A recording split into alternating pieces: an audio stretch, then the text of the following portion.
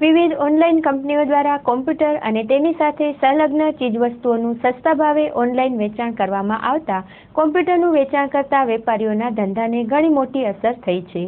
ત્યારે આજે સમગ્ર રાજ્યની સાથોસાથ કચ્છ જિલ્લાના કોમ્પ્યુટરના વેપારીઓએ પણ આ અંગે જિલ્લા કલેક્ટરને એક આવેદન પત્ર પાઠવીને આવી ઓનલાઈન કંપનીઓ દ્વારા સસ્તા ભાવે માલ આપી સરકારી ટેક્સની ચોરી કરાઈ રહી હોવાનો આક્ષેપ કરી તેની સાથોસાથ ખરીદી કરનાર લોકો સાથે છેતરપિંડી કરાતી હોવાની પણ ફરિયાદ કરી હતી।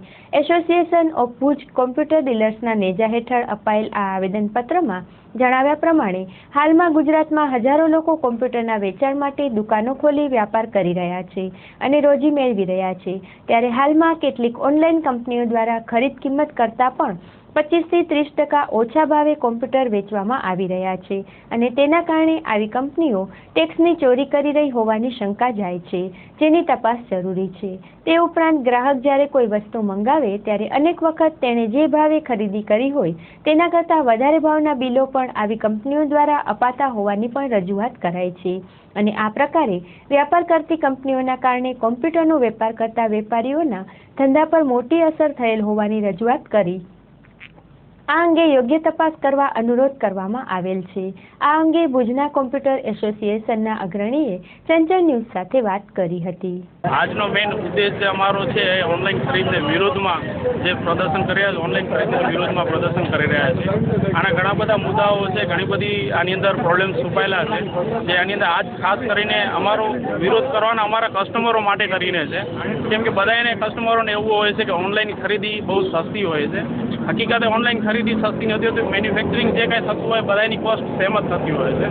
મેક્સિમમ અમારા કસ્ટમરોને પાછળથી ખબર પડતી હોય છે, પાછળ જ્યારે ફ્રોડ થતું હોય ત્યારે 10 કસ્ટમરે 3 કસ્ટમરોને એકને બીજું કંઈક પ્રોડક્ટ આવતી હોય છે, મંગાવી એના સિવાયની પ્રોડક્ટ આવી હોય અથવા તો એ પ્રોડક્ટ આવી હોય એની અંદર કોઈ ગુણવત્તા ન હોય, ઓન ઓફ કરવાની CCTV નથી હોતી, ઘણા બધા પ્રોબ્લેમો છે અને કસ્ટમરોને એવું લાગતું હોય કે ભાઈ અમે જે રૂટિંગ માર્કેટમાંથી ખરીદી કરીએ છીએ તો અમારી ખરીદી બહુ મોંઘી થાય છે।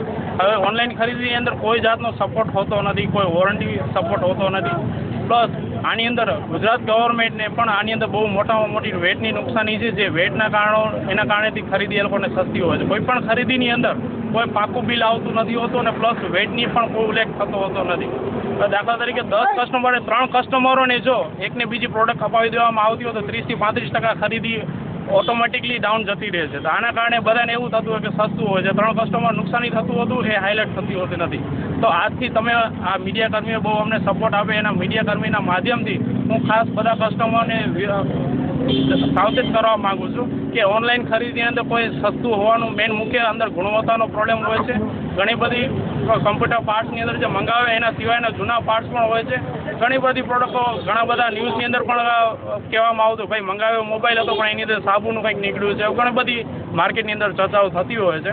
તો આજનો મુખ્ય એ જ વસ્તુ હેતુ છે કે કસ્ટમરોને અમે બચાવવા માંગીએ છીએ, પ્લસ અમારા કમ્પ્યુટરની અંદર ઘણા બધા વ્યક્તિઓ જે બેરોજગારી હોય છે અને અમે રોજગાર આપતા હોઈએ છીએ। પાર્સલ કમ્પ્યુટરના પાર્સલ સેવાઓ પણ એની અંદર થતી હોય છે, તો આ પાર્સલવાળાથી માંડી અને વ્હાઇટ કોલર સુધીના તમામ વ્યક્તિઓને આની અંદર જોબ મળતા હોય છે। તો તમારું શું ઉદ્દેશ છે, જેના માટે તમે કરો છો, શું નુકસાની જાય છે લોકોને, કયા કયા પ્રકારમાં હોય છે? આની અંદર મુખ્ય તો નુકસાની તો બેરોજગારીનું પ્રમાણ બધીથી વધારે થાય છે। નંબર 2 કે જે દર મહિને ઓનલાઈન ખરીદી જે થતી હોય છે 8 થી 10,000 કરોડ રૂપિયાની થતી હોય છે, સીધું 5% વેટની નુકસાની થતી હોય છે અને આ લોકોને સરકારને 5% વેટની નુકસાની થતી હોય છે। નંબર 2 કે આની અંદર બેરોજગારી, મેં તમને પહેલાં કીધું કે નાના વ્યક્તિઓ હોય છે એનું બેરોજગારીનું એની અંદર બહુ એકદમ હિત છે અત્યારે, જે એની ઉપર સંકટ આવી રહ્યો છે। ભવિષ્યમાં બધું જ ઓનલાઈન ખરીદી થશે તો ઘણા બધા નાના વ્યક્તિઓ જે અમારા માધ્યમથી જે લોકોને જોબ અમે પ્રોવાઈડ કરી છે, આ બધા વ્યક્તિઓને ઘણી બધી નુકસાની થશે। તો આના વિરોધમાં જ અમે કે ભાઈ ઓનલાઈન ખરીદી રોકે અને ફ્રોડ થતા કસ્ટમરોને બચે એના માટે કરીને અમે આ વિરોધ કરેલો છે।